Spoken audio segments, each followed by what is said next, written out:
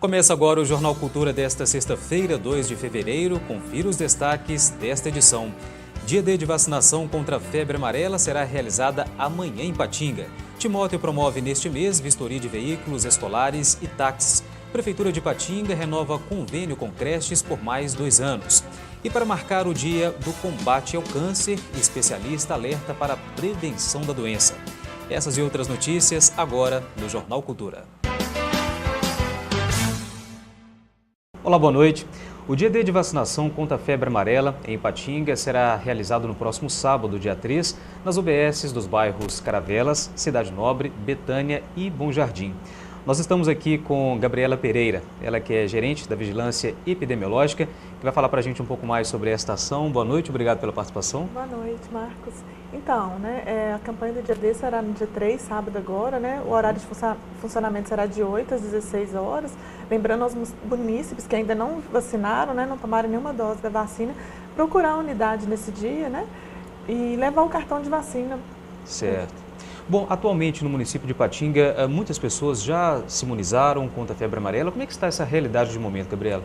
Então, a gente ainda não atingiu a meta preconizada pelo Ministério da Saúde, que é de 95%. Nós estamos com uma cobertura aí de 86%. E a nossa estimativa ainda é vacinar por volta de 30 mil pessoas ainda que faltam se imunizar. E muitas pessoas, assim, apesar de ainda não ter atingido a meta, que é 95%, ultimamente as pessoas estão procurando com mais frequência as UBSs para se vacinarem. Isso.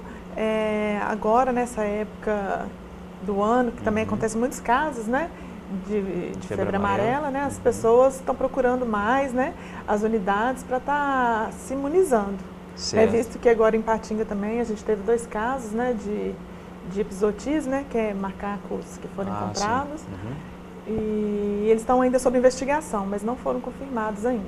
Eles foram levados para a FUNED em BH para análise, Para análise, isso. Certo. Bom, apesar do dia D, nessas 4 UBSs que eu disse, que é Caravelas, no bairro Caravelas, Betânia, Bom Jardim, Cidade Nobre, as UBSs do município têm doses disponíveis para a população, Sim. As unidades estão abertas, e todos têm a vacina de febre amarela de segunda a sexta. Certo. Alguma orientação que você queira passar para os telespectadores, para quem ainda não se vacinou contra a febre amarela? Vale lembrar que a única forma de prevenir contra a febre amarela é através da imunização. Então, as pessoas ainda que não se vacinaram devem procurar a unidade, esse sábado, principalmente para quem trabalha e não tem como ir durante a semana. Ótimo. Sábado a gente vai estar aberto, funcionando de 8 às 16 horas. Tá certo. Muito obrigado pela participação e pelo esclarecimento. Solenidade nessa quinta-feira em Ipatinga marcou a assinatura do novo convênio com 32 creches que atuam na educação infantil do município. De acordo com a Prefeitura, o novo convênio assinado tem validade até dezembro de 2019. O valor total a ser liberado neste ano é de aproximadamente 16 milhões de reais. Para o próximo ano, os convênios serão corrigidos segundo o índice que mede a inflação.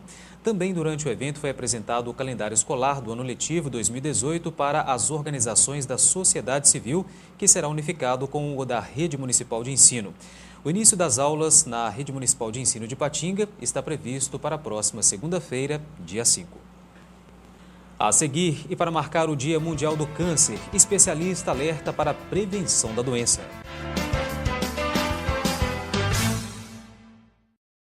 Você estudante, aproveite o desconto na passagem e adquira seu cartão estudante. Compareça à Autotrans portando documento de identidade, CPF, comprovante de matrícula e de residência. O estudante menor de 18 anos e não emancipado deverá ser acompanhado do representante legal, também com documento de identidade e CPF para assinatura do contrato. E para o primeiro cartão estudante, a foto será tirada na empresa. Informações em Ipatinga 3823-9190, em Coronel Fabriciano 3841-0957 e em Timóteo 3849-3263. Estudante, vai e volte de ônibus. Autotrans, colocando você em movimento.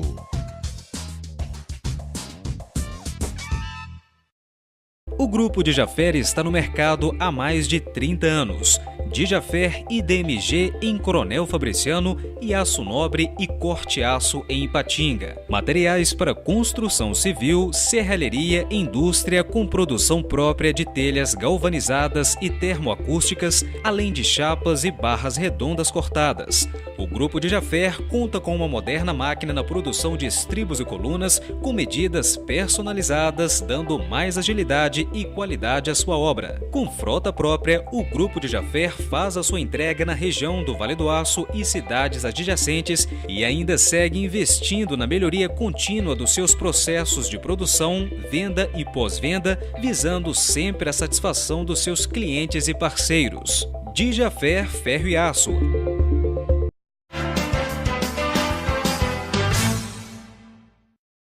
E no segundo bloco do Jornal Cultura, nós vamos falar do Dia Mundial do Câncer, celebrado no próximo domingo, dia 4. Aqui nos estúdios eu recebo o médico oncologista do Hospital Márcio Cunha, que é o Luciano Viana. Doutor, boa noite, obrigado pela participação. Boa noite, Marcos. Boa noite. Hoje, quais são os principais fatores, que levam ao surgimento, do câncer, doutor? Eu já agradeço a participação, um tema muito importante e, infelizmente, os fatores principais parecem ser simples de resolver, mas a gente sabe que é muito difícil. É o cigarro, o sedentarismo, a obesidade, dieta com muita gordura, com muita carne processada. Geralmente o hábito de vida é relacionado. Apesar de a gente acreditar que o componente hereditário é o principal, não, é o hábito de vida. Agora mesmo frisando, para a população que esses fatores que o senhor disse, são prejudiciais à saúde e provocam aí o surgimento do câncer, parece que precisa ainda conscientizar a população, porque segundo dados divulgados pelo INCA, nesta sexta-feira, mostram que mais de 1 milhão de casos podem surgir tanto neste ano quanto em 2019, Realmente, essa publicação do INCA de hoje, que são estimativas de 2018, 2019, elas reforçam as necessidades de medidas de prevenção. Essas medidas educativas de mudança de hábito de vida, às vezes elas são muito difíceis de ser implementadas. Mas a gente percebe que a educação continuada, está sempre discutindo sobre o impacto disso na saúde, é o que faz a diferença. Várias mudanças já estão acontecendo que permite a gente vislumbrar um futuro melhor. Por exemplo, até a disponibilização da vacina para a prevenção do câncer de colo de útero. Hoje, quando os dados do INCA... Que é o HPV, O HPV, ou seja, uma vacina que quando utilizada na faixa etária correta, ou seja, a menina jovem, antes de iniciar a prática sexual, ela previne mais de 90%. E hoje o câncer de colo de útero, com os dados do INCA, estimativa de anos 18 e 19, ainda configura o terceiro tumor mais frequente. A gente imagina que com essa ação de prevenção, a gente acredita que em breve esse câncer pelo menos sai desse cenário dos principais afetando a mulher. Certo. Agora, doutor, quais são os tipos de cânceres mais incidentes hoje em dia?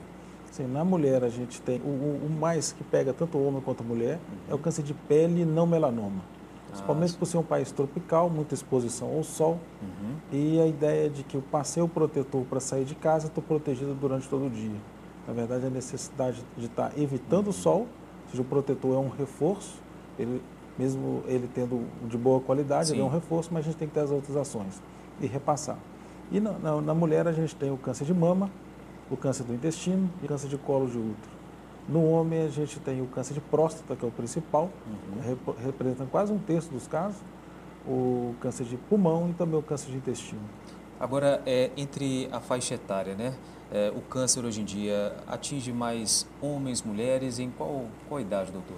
A idade considerada a idade mais propensa a desenvolver seria a idade de volta de 50, 60 anos. Por isso que as campanhas de prevenção focam geralmente na idade de 50 anos, tanto para próstata, quanto para intestino e quanto de mama. Mas a gente observa uma tendência mundial, não só Brasil, de surgimento de tumores numa população mais jovem. Entendi. Bom, quanto às crianças e adolescentes, o câncer infantil também preocupa? Como é que está essa realidade? O câncer numa criança preocupa. Primeiro que ele atinge uma pessoa tão frágil. Sim. Então, dentro de uma família com a expectativa de uma criança para o desenvolvimento normal, ela acaba tendo que parar tudo para poder estar tratando. Mas o que chama um lado positivo é que mais de 80% dos cânceres infantis diagnosticados, o paciente ficar curado da doença e seguir a vida normal. Certo. Então, são tumores um pouco diferentes, o que acomete a faixa etária infantil, do que acomete o adulto. Então, na criança, a gente tem mais leucemias, linfomas, tumor do sistema nervoso central. O nome é muito forte, mas a criança, é interessante, ela é muito forte, resistente ao tratamento e as perspectivas de resultados são excelentes na criança. Entendi. Bom, doutor, acredito que a melhor forma de se prevenir, né, contra um câncer é o diagnóstico precoce, né? Que ainda o pessoal ainda fica meio desleixado ainda em procurar um médico, né? Então, é a melhor forma, né? São as duas ações. Uma, o hábito de vida, um hábito de vida saudável, evitar o cigarro, evitar a bebida alcoólica, manter o peso, fazer uma atividade física e, sem dúvida nenhuma, participar dos testes de prevenção para os tumores em que hoje já mostra que faz diferença. Certo. Mamografia para mulher, para exame de próstata para homem, exame do intestino para ambos os sexos e evitar o cigarro. Certo. Bom, voltando aqui aos dados divulgados nesta sexta-feira, né, pelo INCA, qual que é a avaliação do senhor? Esse número aí de 1.200.000, né, novos casos que podem surgir tanto nesse ano quanto no ano que vem, é um dado alarmante? Sem dúvida, sem dúvida. Nós imaginamos que nos próximos 2 anos a gente vai estar enfrentando 600.000 novos casos de câncer por ano, numa estrutura de saúde às vezes não ajustada para estar recebendo esse crescimento de casos. A gente percebe que a gente vai ter que, num cenário de crise, a gente vai precisar, com muita parceria da sociedade, para que a gente possa reverter o quadro. Ou seja, quando eu trato uma doença inicial, eu tenho, além de uma maior eficiência para trazer a cura, eu tenho menos sequela. Sim. E, além disso, o custo do tratamento é muito menor. Então, é uma responsabilidade até social, a gente participar dos programas de prevenção, porque você vai ter um benefício direto é seu, da família e da sociedade. O senhor atua no Hospital Márcio Cunha, né? Atualmente, doutor, como é que está o número de pacientes, né, em tratamento contra o câncer na unidade de oncologia? Sim, nós somos uma unidade que é referência para quase 50 cidades, totalizando mais de 1 milhão de habitantes. Então, o que a gente percebe realmente é um aumento anual da incidência dos casos de câncer e, infelizmente, no Brasil, esse aumento da incidência ele não está junto com redução da mortalidade. Então, quando eu aumento a incidência e reduzo a mortalidade, significa que eu estou diagnosticando mais precoce e sendo mais eficiente. E não está acontecendo isso. E não está acontecendo isso. Então, eu estou diagnosticando mais e tendo mais pacientes falecendo pelo câncer, mostrando que as ações de prevenção, apesar de alguns lugares estarem praticando, elas não estão funcionando e o acesso, às vezes, ao tratamento está sendo difícil. Então, a gente precisa realmente reorganizar a política de saúde oncológica. Tá certo. Bom, primeiramente, mais uma vez eu quero agradecer ao senhor pela participação conosco aqui, né, esclarecendo aí, fazendo o alerta à população quanto à prevenção contra o câncer. E obrigado pela participação. Obrigado a vocês. Tá certo. Eleita na última quarta-feira em Ipatinga, a diretoria executiva do Conselho Municipal de Política Cultural. O mandato vai até dezembro do ano que vem. Adilson Marcelino da Cunha foi eleito presidente e Shirley Maclane Nunes Brito, vice-presidente. O Conselho Municipal de Política Cultural tem função deliberativa, normativa, fiscalizadora e consultiva nas áreas de atividades culturais em Ipatinga. Em instantes, Timóteo realiza neste mês vistoria de veículos escolares e táxis.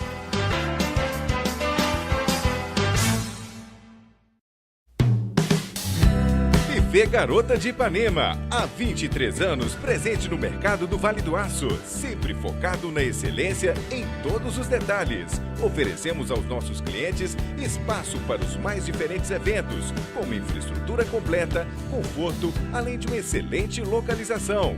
Prezamos pela personalização do planejamento por completo, com o objetivo de realizarmos uma festa única e exclusiva a cada novo evento.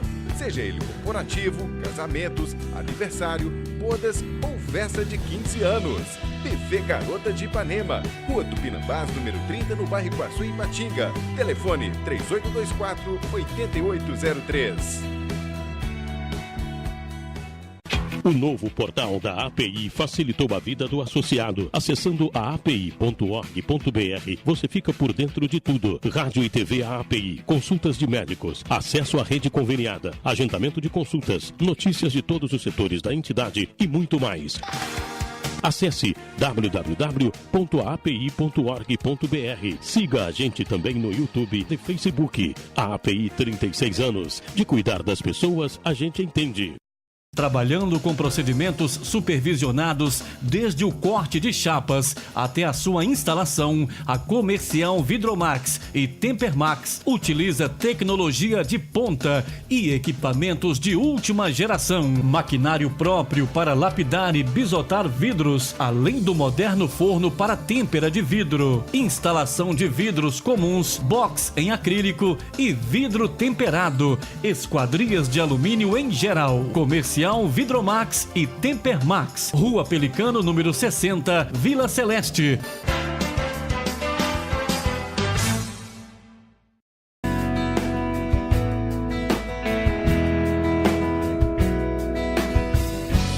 Olá, o assunto de hoje é a felicidade.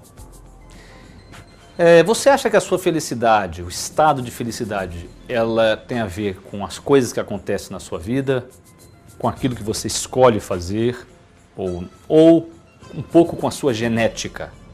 Ou seja, tem pessoas que já nascem mais otimistas, mais para cima. Então nós teríamos uma fórmula da felicidade, se nós considerarmos que ela é uma mistura desses três. Ela é uma mistura da sua genética, sim. Ela é uma mistura das condições de vida que você tem. É claro, se você tem uma condição de vida muito difícil, vive num lugar muito miserável, não tem dinheiro para nada, então impacto. E por último, as atividades voluntárias ou atividades que você escolhe fazer. Acredita-se hoje que a genética é responsável por 50% da sua felicidade. Mas isso não é um determinismo, porque nós podemos mudar a nossa genética de uma certa maneira. Um assunto que eu não vou abordar aqui hoje. Agora nos restam dois outros. 10% somente da sua felicidade é determinado pelas circunstâncias da sua vida. Pasmem. Após um ano de ter ganho um prêmio na loteria, as pessoas têm o mesmo nível de felicidade que tinham antes de ter ganho o prêmio. Mas, olha que incrível, após um ano de terem ficado paralíticas, elas também têm o mesmo nível de felicidade que tinham antes do acidente. Ou seja, a circunstância da vida, ela impacta você, mas temporariamente. Tanto as coisas boas, quanto as coisas ruins. Então nos resta dedicar o nosso tempo às atividades voluntárias, ou seja, onde você escolhe fazer. Que é o quê? São aquelas atividades que te dão um prazer maior. Por exemplo, nós temos dois tipos de prazeres. Tem os prazeres mais hedônicos, que é assim, você comer um bolo de chocolate que você gosta, tomar um vinho gostoso. E tem um tipo de prazeres que são mais duradouros. É quando você, por exemplo, faz uma atividade esportiva, experimenta um estado chamado flow. Você tem a sensação que o tempo passou mais rápido do que deveria, talvez quando você conversa com seus amigos, visita os seus familiares. Esse tipo de felicidade, ele tem um impacto muito maior no nosso bem-estar. Então, como eu disse antes, naquela fórmula, 40% do seu nível de felicidade é determinado por essas atividades que você escolhe fazer. Tá certo? Você escolhe estar com as pessoas com quem você gosta, escolhe fazer um esporte que você gosta e assim por diante. Lembre-se disso, sempre. A felicidade, em parte, está em suas mãos. Reflita, coloque em prática e até a próxima.